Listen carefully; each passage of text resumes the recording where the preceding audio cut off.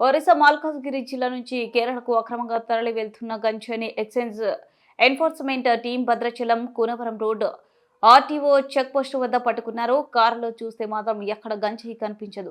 Back సీట్ల వెనుక ప్రత్యేకమైన ఆరాను తయారు చేసి అందులో ప్లాస్టిక్ కవర్లో ప్యాక్ ని తయారు చేసి తీసుకువెళ్తున్నారు. ఈ విషయాన్ని పసిగట్టిన ఎన్ఫోర్స్ టీం సిఐ సుంకరి రమేష్ టీం పూర్తి స్థాయిలో తనిఖీలు నిర్వహించి గంజాయి ప్యాకెట్లను బయటకు తీశారు. వాటిని తూకం వేయగా 82 కేజీలుగా ఉంది. కారుతో పాటు గంజాయిని స్వాధీనం చేసుకున్నారు. గంజాయిని తీసుకువెళ్తున్న కొట్టపంచు కోద్రీన్ అబ్దాల్ నిజాద్ అనే వ్యక్తులను అరెస్ట్ చేసి భద్రాచలం ఎక్సైజ్ పోలీసులకు అప్పగించారు. పట్టుకున్న కారు, 2 సెల్ ఫోన్లు, గంజాయి మార్కెట్ విలువ 1 కోటి ఉంటుందని అంచనా వేశారు. గంజాయిని పట్టుకున్న ఆ టీంను excise enforcement director VB Kamalasan Reddy, Khammam assistant commissioner Ganesh అభినందించారు.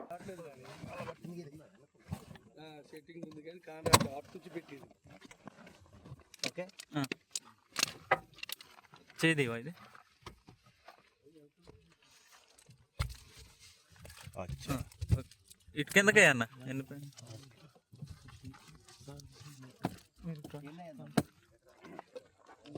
సార్ అన్నా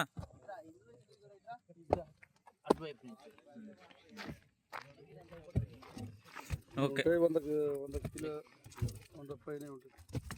ఓకేనా ఓకే రైట్.